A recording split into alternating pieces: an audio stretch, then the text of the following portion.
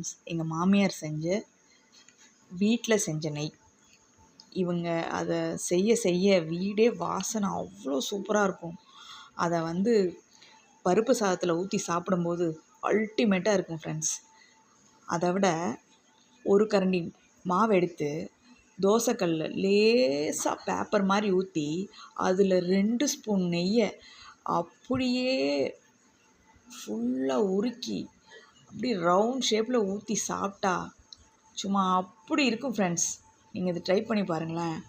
அதுக்கு ஒரு கெட்டி தேங்காய் சட்னி வச்சு அந்த தோசையை நல்லா மொறுன்னு சாப்பிடும்போது அப்படி இருக்கும் ஃப்ரெண்ட்ஸ். நீங்கள் ட்ரை பண்ணி பாருங்களேன்.